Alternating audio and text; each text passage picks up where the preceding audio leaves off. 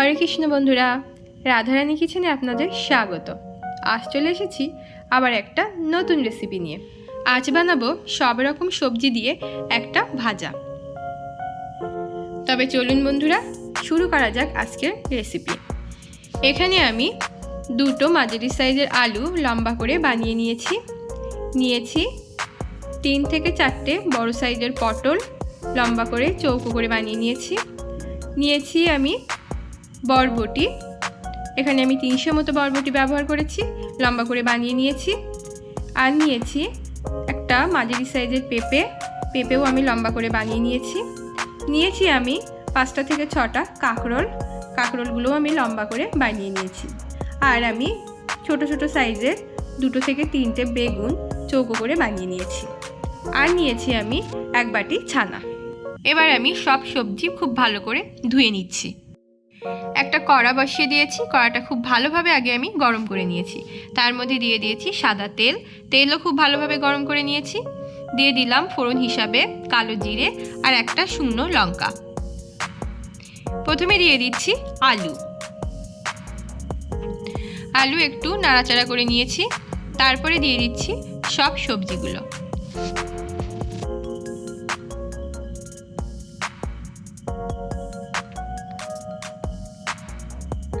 সব সবজি আমি একসাথে ভালোভাবে নাড়াচাড়া করে নিচ্ছি।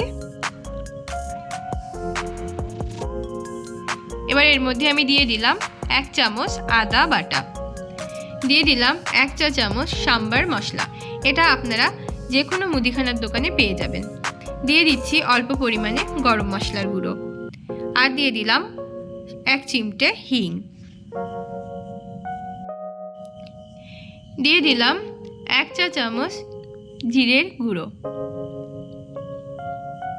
এবার সব মশলা আমি সবজির সাথে খুব ভালো করে মিশিয়ে নিচ্ছি।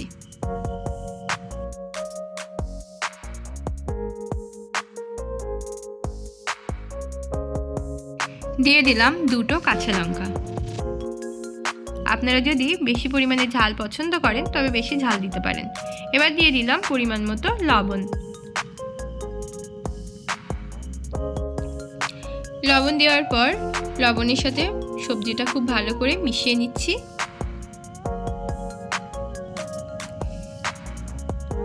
এবার এটা আমি ঢাকনা দিয়ে দিচ্ছি। এইভাবে আমি 5 মিনিট রেখে দেবো আর গ্যাসের ফ্লেমটা লো করে দেব।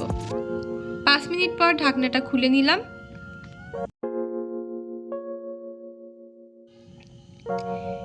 এবার একটু নাড়াচাড়া করে নিচ্ছি। দিয়ে দিলাম হলুদ,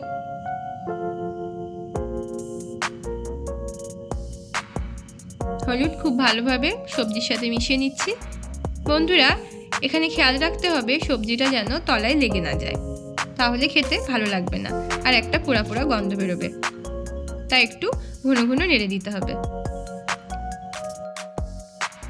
সবজি ভালোভাবে সিদ্ধ হয়ে গেছে আর একটু ভাজা ভাজা হয়ে এসেছে। ঠিক এইরকম অবস্থায় আসলে সবজিটা ফাঁকা করে মাঝখানে আমি সাদা তেল দিয়ে দিলাম।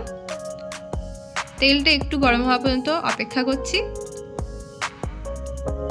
গরম হওয়ার পর এর মধ্যে আমি দিয়ে দিলাম ছানা। তবে আপনারা ছানাটা আলাদাভাবে অন্য কোনো পাত্রে ভেজেও দিয়ে দিতে পারেন।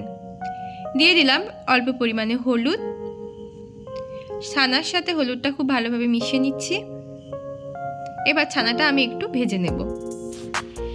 একেবারে রান্নাটা করার জন্য আমি এইভাবে ছানাটা ভেজে নিচ্ছি। তবে আপনারা অন্য পাত্রেও ছানাটা ভেজে নিয়ে সবজির সাথে ছানাটা মিশিয়ে দিতে পারেন। ছানাটা ভাজা হয়ে গেছে। এবার সবজির সাথে আমি ছানাটা মিশিয়ে দিচ্ছি।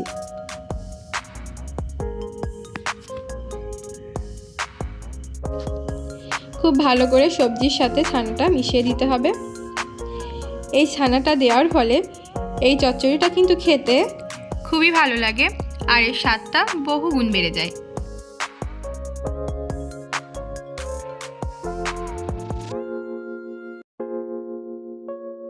দেখুন বন্ধুরা, চচ্চড়িটা কিন্তু অনেকটাই ভাজা ভাজা হয়ে এসেছে।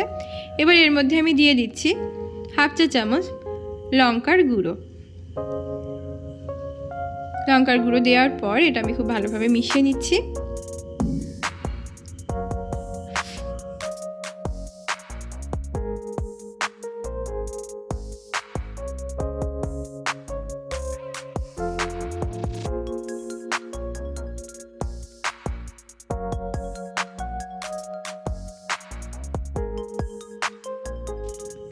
বন্ধুরা, সবজিটা হয়ে এসেছে।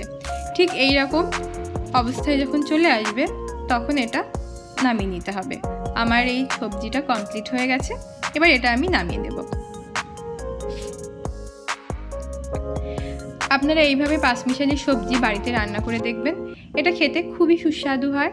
এই চচ্চড়িটা খেতে আপনাদের কেমন লেগেছে সেটা অবশ্যই আমাকে কমেন্টে জানাবেন। আর এই ভিডিওটা যদি আপনাদের ভালো লেগে থাকে তবে অবশ্যই একটা লাইক করবেন। হরে কৃষ্ণ।